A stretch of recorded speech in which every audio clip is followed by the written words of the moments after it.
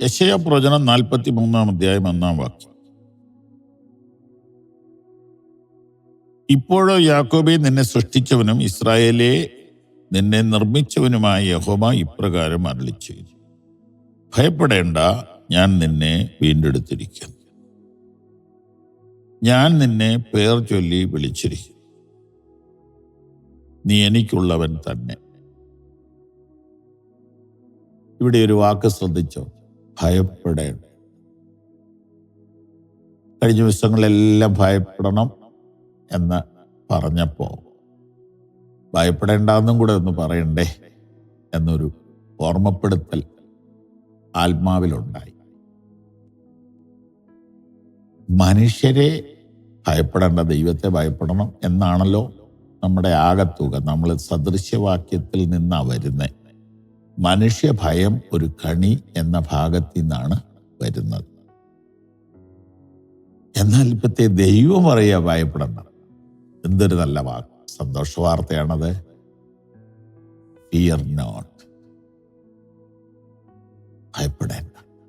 നിങ്ങൾ തിരുവെഴുത്ത് പരിശോധിച്ചാൽ ദൈവം മനുഷ്യന് പ്രത്യക്ഷപ്പെടുന്ന ചില സന്ദർഭങ്ങൾ, ദൂതന്മാർ പ്രത്യക്ഷപ്പെട്ട ചില സന്ദർഭങ്ങൾ, അവിടെ എല്ലാം ആദ്യം പറയുന്ന വാക്ക് ഭയപ്പെടേണ്ട. കാരണം മനുഷ്യൻ എന്ന ഈ ജീവിക്ക്, ഈ മനുഷ്യ ശരീരത്തിൽ ഇരിക്കുന്നിടത്തോളം കാലം ദൈവത്തെ ഭയമാണ്. ഈ ഭയം ആരംഭിച്ചത് പാപം പ്രവേശിച്ചപ്പോൾ. അതിനു മുമ്പ് മഹാദൈവവും ആദമും സുഹൃത്തുക്കളെ പോലെയാണ്. എന്നാൽ പിന്നത്തേതിൽ ഭയപ്പെട്ടുപോയി. ഞങ്ങൾ തോട്ടത്തിൽ നിന്റെ കാലച്ച കേട്ടിട്ട് ഭയപ്പെട്ട് ഒളിച്ചുവെന്നാണ് ഉൽപ്പത്തി 3 പറയുന്നത്. അതിനു മുമ്പ് ഭയമില്ലായിരുന്നു. അതിനുശേഷം മനുഷ്യർക്ക് ഭയമാണ്. ദൈവം എന്ന് കേട്ട പേടിയാണ്. ഇതര മതങ്ങളിലേക്ക് നോക്കൂ, പേടിപ്പിക്കുന്നതല്ലേ ദൈവം. ദൈവം എന്ന വിഷയം തന്നെ ഭയമാണ്. കൊന്നുകളയുന്ന, ചോര കുടിക്കുന്ന, ഇടിവെട്ടിക്കുന്ന, ഇങ്ങനെ ഒരു ചിന്തയെ മനസ്സിൽ. വേദപുസ്തകത്തിലെ സന്തോഷകരമായ വാർത്തയാണ്. പേടിക്കണ്ട, പേടിക്കണ്ട. ആരാ പറയുന്നേ? സർവശക്തി. എന്തുകൊണ്ട് പേടിക്കണ്ട? ഞാൻ നിന്നെ വീണ്ടെടുത്തിരിക്കുന്നു.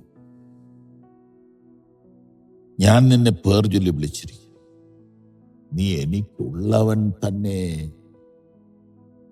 എന്തൊരു സന്തോഷം, എന്തൊരു ധൈര്യം. സ്തോത്രം. ദൈവത്തിന് നന്ദി പറഞ്ഞാണ്. സ്തോത്രം, സ്തോത്രം, സ്തോത്രം. 3 കാരണങ്ങളാണ് പറയുന്നത്. ഞാൻ നിന്നെ വീണ്ടെടുത്തിരിക്കുന്നു. ഞാൻ നിന്നെ പേർ ചൊല്ലി വിളിച്ചിരിക്കുന്നു. നീ എനിക്കുള്ളവൻ തന്നെ.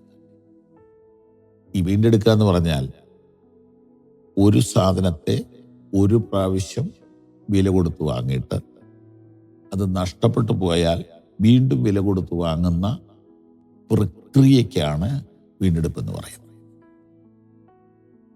അപ്പം നിന്നെ ഞാൻ നഷ്ടപ്പെട്ടിട്ടും കളയാതെ, പാപം ചെയ്തിട്ടും തള്ളിക്കളയാതെ, നീ എന്നെ വിട്ടുപോയിട്ടും ഞാൻ നിന്നെ വിടാതെ,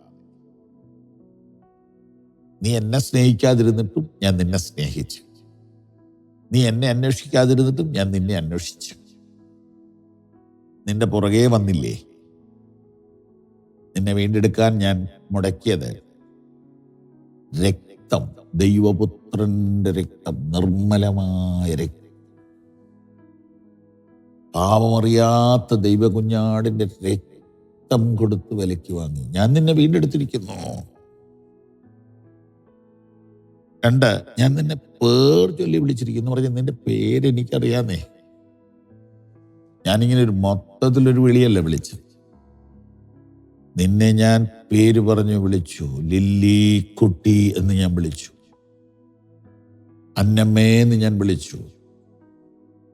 സാബു എന്ന് ഞാൻ വിളിച്ചു. രാജു എന്ന് ഞാൻ വിളിച്ചു. എബ്രഹാം എന്ന് ഞാൻ വിളിച്ചു. ഞാനത് വിശ്വസിക്കുകയാണ്. ബൈബിളിൽ അങ്ങനെയാ കാണുന്നത്. സെക്കരിയാവയെ ഭയപ്പെടേണ്ട. ഉയർത്തെഴുന്നേറ്റ് യേശു മറിയേ എന്ന് വിളിച്ചു. അബ്രഹാമിനോട് അബ്രഹാമേ അബ്രഹാമേ എന്ന് വിളിച്ചു.